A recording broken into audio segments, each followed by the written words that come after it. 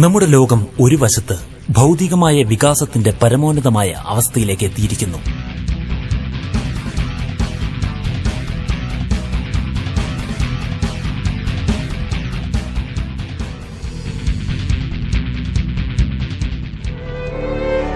മറുവശത്ത് നോക്കിയാൽ ദുഃഖം,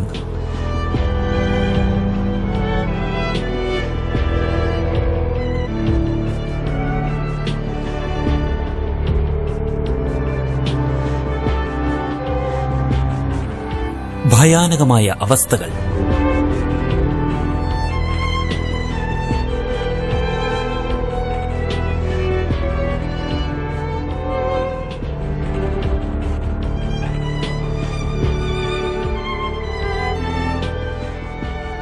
ദാരിദ്ര്യം,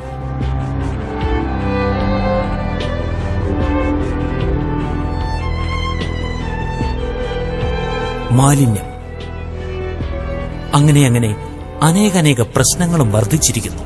ഈ പ്രശ്നങ്ങളിൽ നിന്നെല്ലാം മുക്തമാകുവാനും ജീവിതത്തിൽ സുഖശാന്തി തിരിച്ചുവരുവാനും നമ്മൾ പല നാമത്തിലും രൂപത്തിലും ഈശ്വരനെ വിളിക്കുന്നു.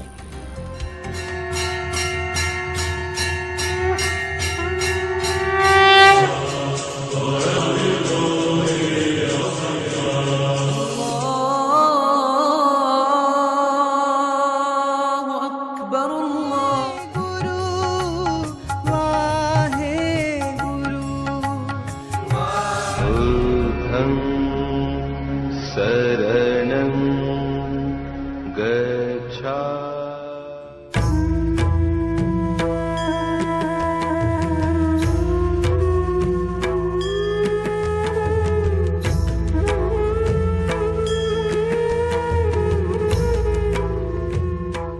ഈ അശാന്തിയുടെയും ദുഃഖത്തിന്റെയും ലോകത്തിൽ ജീവിച്ചുകൊണ്ടും പ്രതികൂല സാഹചര്യങ്ങളെ അതിജീവിച്ചുകൊണ്ടും എങ്ങനെ ശാന്തമായും സന്തുഷ്ടമായും ജീവിക്കാമെന്ന് അറിയുവാൻ ആഗ്രഹമുണ്ടോ?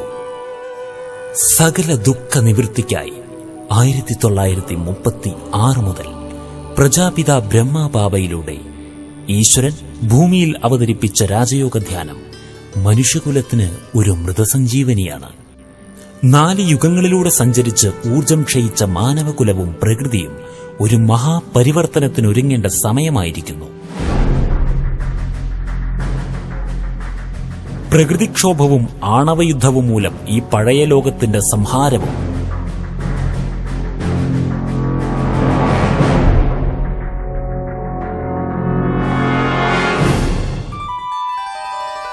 അതിനുശേഷം ആധ്യാത്മിക ശക്തിയാൽ സ്ഥാപിക്കപ്പെടുന്ന പുതിയ സ്വർണിമയുഗത്തിന്റെ ആരംഭവും സംഭവിക്കാനൊരുങ്ങുകയാണ്.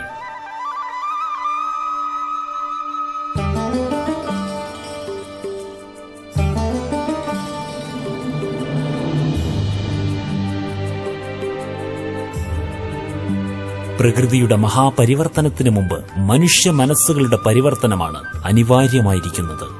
കഴിച്ചും കുടിച്ചും ഉറങ്ങിയും തന്റെ മഹത്വമറിയാതെ മൃഗങ്ങളെപ്പോലെ ജീവിക്കുന്ന മനുഷ്യന് തന്റെ ഉള്ളിൽ ഉറങ്ങിക്കിടക്കുന്ന ദിവ്യതകളെ ഉണർത്തേണ്ട സമയമായിരിക്കുന്നു.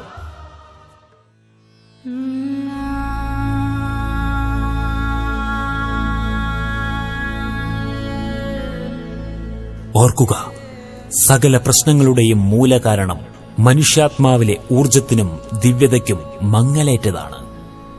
നഷ്ടമായ ആത്മീയോർജം തിരിച്ചു ലഭിക്കുവാൻ കേവലം 3 കാര്യങ്ങൾ മാത്രം മനസ്സിലാക്കൂ. ഞാൻ മജ്ജയും രക്തവും മാംസവും വിസർജനങ്ങളും നിറഞ്ഞ അല്പകാലം കൊണ്ട് മണ്ണടിഞ്ഞു പോകുന്ന ഈ ശരീരമല്ല. ശരീരത്തിന്റെ നിലനിൽപ്പിനും പ്രവർത്തനത്തിനും ആധാരമായിക്കൊണ്ട് മസ്തിഷ്ക മധ്യത്തിൽ വസിക്കുന്ന ദിവ്യമായ ആത്മീയ ഊർജമാണ് ഞാൻ.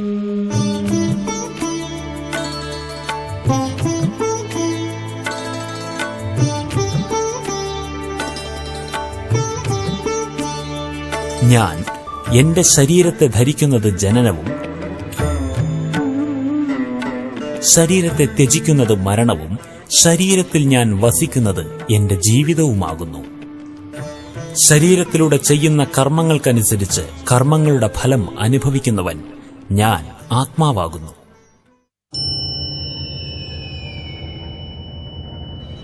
അശാന്തിയും ദുഃഖവും നരകയാതനകളും നിറഞ്ഞ ഈ ലോകം എന്റെ സ്വന്തം ദേശമല്ല.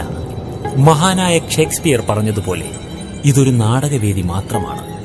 ശരീരമാകുന്ന വേഷം ധരിച്ച് ഭൂമിയാകുന്ന ഈ നാടകവേദിയിലെ ജീവിത നാടകം അഭിനയിക്കുവാൻ ആത്മാക്കളായ നമ്മൾ നമ്മുടെ സ്വന്തം ദേശമായ ബ്രഹ്മലോകത്തിൽ നിന്നാണ് വന്നത്. ഈ ദൃശ്യപ്രപഞ്ചത്തിന് പുറത്ത് ചലനവും ശബ്ദവുമില്ലാത്ത ദിവ്യപ്രഭ നിറഞ്ഞ നമ്മുടെ സ്വന്തം ദേശം നമ്മുടെ മടക്കയാത്രയെ പ്രതീക്ഷിച്ച് കാത്തിരിക്കുന്നു.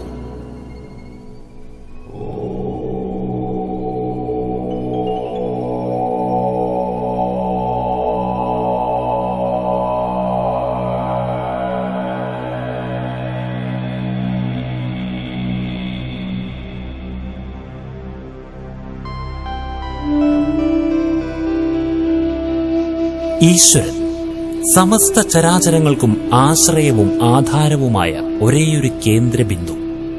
ചരാചരാത്മകമായ ഈ പ്രപഞ്ചത്തിനുപരി പ്രഭാമയമായ പരമധാമത്തിൽ വസിച്ചുകൊണ്ട് പ്രപഞ്ചത്തിന് മുഴുവൻ ആത്മീയ ഊർജം പ്രദാനം ചെയ്യുന്ന നമ്മുടെ സ്നേഹനിധിയായ ആത്മീയ പിതാവ്, ജ്യോതിഷാമപി തജ്ജ്യോതി എന്നും അനൂർ അല്ലാഹു എന്നും ഗോഡ് ഈസ് ലൈറ്റ് എന്നും സമസ്ത വിശ്വാസങ്ങളിലും പ്രകാശമായി പ്രകീർത്തിക്കുന്ന പ്രപഞ്ചജ്യോതിസായ പരമാത്മാവ്, നമ്മുടെ പ്രാർത്ഥനകളും സത്യാന്വേഷണങ്ങളും ചെന്നെത്തുന്ന പരമോന്നതമായ ആശ്രയ കേന്ദ്രമാകുന്നു ദൈവം. ആത്മാവാണ് ഞാൻ എന്ന ബോധത്തിൽ ഇരുന്നുകൊണ്ട് ബ്രഹ്മലോക നിവാസിയായ പരമാത്മാവിനെ സ്നേഹത്തോടെ ഓർമ്മിക്കുന്നതാണ് രാജയോഗ ധ്യാനം. എങ്ങനെയാണോ ഇല തിന്ന് ജീവിക്കുന്ന ഒരു പുഴു തന്റെ സമാധി അവസ്ഥയ്ക്ക് ശേഷം ശലഭമായി മാറി പുതിയൊരു ജീവിതത്തിലേക്ക് പ്രവേശിക്കുന്നത്, അതുപോലെ ഏതൊരു സാധാരണ മനുഷ്യനും രാജയോഗ ധ്യാനം അഭ്യസിച്ച് ഉന്മേഷോത്സാഹം നിറഞ്ഞ ആനന്ദപ്രദായകമായ പുതിയൊരു ജീവിതത്തിലേക്ക് ചിറകടിച്ചുയരുവാൻ സാധിക്കും. നിത്യവും രാജയോഗം പരിശീലിക്കുന്നവരുടെ ജീവിതം ശാന്തിയും സമാധാനവും ഐശ്വര്യവും നിറഞ്ഞതാകുന്നു. അവരുടെ ജീവിതത്തിൽ സദാ സന്തോഷം നിലനിൽക്കുന്നു. കോപം അകലുന്നു, ടെൻഷൻ മറക്കുന്നു, ദുശീലങ്ങളിൽ നിന്ന് മുക്തമാകുന്നു, കുടുംബം ഭദ്രമാകുന്നു, സമൂഹം ശ്രേഷ്ഠമാകുന്നു, ലോകം പുതിയൊരു സ്വർണിമ യുഗമാകുന്നു. ബുദ്ധിപൂർവം ചിന്തിക്കുന്ന ലോകത്തിലെ ലക്ഷക്കണക്കിന് മാനവർ രാജയോഗത്തെ ജീവിതശൈലിയാക്കി മാറ്റി തന്റെ ജീവിതത്തെ വിജയകരമായ രീതിയിൽ മുന്നോട്ട് കൊണ്ടുപോയിക്കൊണ്ടിരിക്കുന്നു. ഇനി നിങ്ങളുടെ ഊഴമാണ്. വരൂ, ഈശ്വരീയ രാജയോഗത്തിലൂടെ ആരോഗ്യവും സന്തോഷവും സ്വന്തമാക്കാം.